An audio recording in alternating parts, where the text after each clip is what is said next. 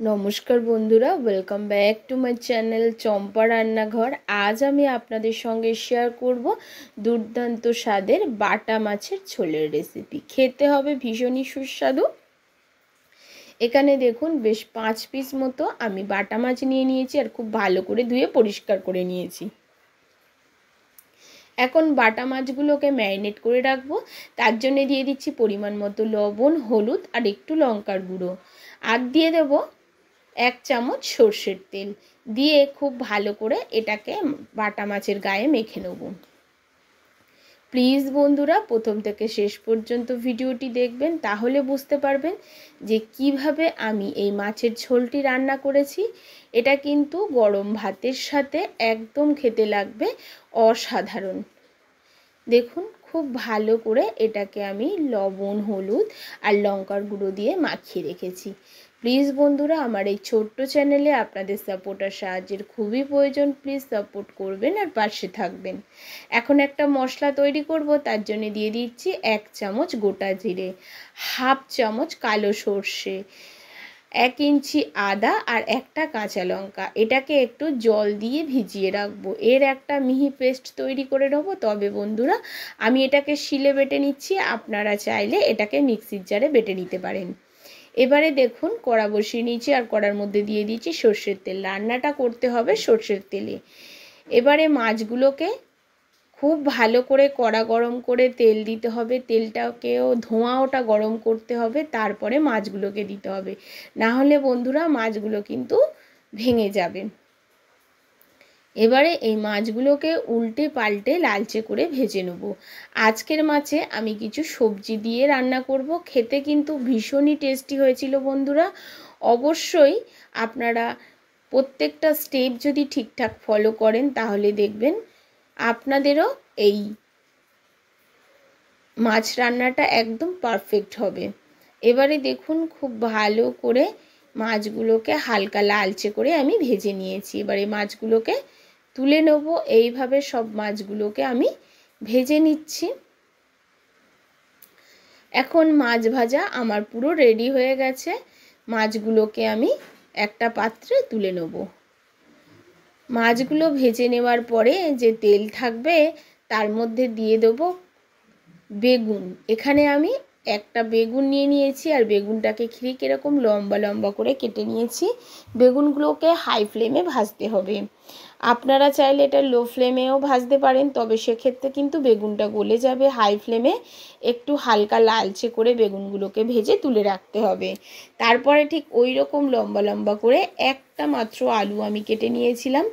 আলুটাকেও হালকা করে ভেজে নেব। একটু লবণ আর হলুদ দিয়ে আলুটাকে ভেজে নেব। তবে বন্ধুরা আমি কিন্তু বেগুনের মধ্যে কোনো লবণ বা হলুদ ব্যবহার করিনি। বেগুন ভাজার সময় লবণ ব্যবহার করলে বেগুনটা কিন্তু গলে গেলে একদমই মাছের ঝোলটা খেতে ভালো লাগবে না। সেজন্য এখানে আমি বেগুনটাকে হাই ফ্লেমে ভেজেছি, কোনো রকম লবণ হলুদ দিইনি, কিন্তু আলুর মধ্যে আমি লবণ আর হলুদ দিয়ে লালচে করে ভেজে নিয়েছি। এবারে যে তেল আছে তার মধ্যে দিয়ে দিচ্ছি কালো জিরে ফোড়ন। কালো জিরেটা যখন একটু ভাজা ভাজা হবে, বেশ সুন্দর একটা গন্ধ বেরোবে, দিয়ে দেব এখানে পেঁয়াজ কুচি। পেঁয়াজটাকে হালকা লালচে করে ভাজতে হবে। একটু হালকা লালচে করে পেঁয়াজগুলোকে ভাজলে কিন্তু মাছের ঝোলের কালারটা খুব সুন্দর আসে বন্ধুরা। এখন দেখুন পেঁয়াজগুলোকে হালকা করে ভেজে নিয়েছি। তারপরে আমি দিয়ে দিচ্ছি পরিমাণ মতো লবণ। লবণটা দেওয়ার কারণে পেঁয়াজটা কিন্তু খুব তাড়াতাড়ি নরম হয়ে যাবে। এবার লবণটা দিয়ে পেঁয়াজটাকে একটু নাড়াচাড়া করে নিলাম। এবারে এর মধ্যে দিয়ে দিচ্ছি টমেটো কুচি। টমেটোটাকেও একটু নাড়াচাড়া করে দেবো যাতে টমেটোটা তাড়াতাড়ি গলে যায়, সেজন্য একটু নাড়াচাড়া করে দেবো। এখানে আপনারা টমেটো বাটাও ব্যবহার করতে পারেন, তবে আমি এখানে স্লাইস করে টমেটোটাকে কেটে দিয়েছি। এবারে একটু নাড়াচাড়া করে নিচ্ছি। নাড়াচাড়া করে নেওয়ার পরে আমি এর মধ্যে দিয়ে দিচ্ছি লঙ্কার গুঁড়ো আর হলুদের গুঁড়ো। এখানে কাশ্মীরি লঙ্কার গুঁড়ো আছে হাফ চামচ, ঝাল লঙ্কার গুঁড়ো আছে হাফ চামচ, আর হলুদ গুঁড়ো আছে। আপনারা আপনাদের যেমন ঝাল খাবেন সেই অনুযায়ী লঙ্কার গুঁড়োটা ব্যবহার করবেন। এবারে খুব ভালো করে লঙ্কার গুঁড়োর সাথে পেঁয়াজ আর টমেটোটাকে একটু নাড়াচাড়া করে ভেজে নিতে হবে।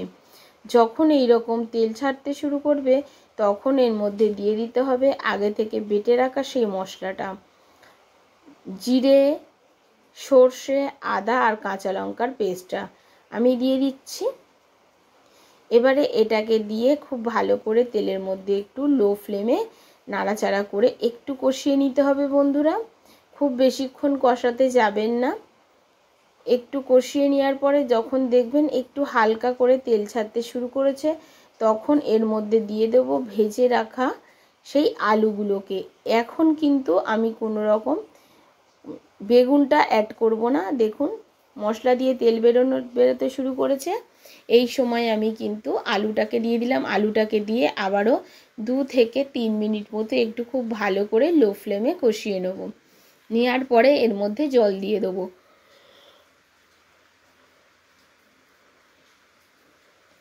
ঝোলটা আপনারা কেমন রাখবেন সেই অনুযায়ী জলটা ব্যবহার করবেন। আমি এখানে একদম গা মাখা ঝোল রাখবো, সেই জন্য অল্প জল ব্যবহার করলাম। এবারে ঝোলটাকে একটু নাড়াচাড়া করে দিচ্ছি। এবারে ঢাকা চাপা দিয়ে আমি রেখে দেবো 7 থেকে 8 মিনিটের মতো ঢাকা চাপা দিয়ে রেখে দেবো। 8 মিনিট পরে আমি ফিরে দেখাচ্ছি।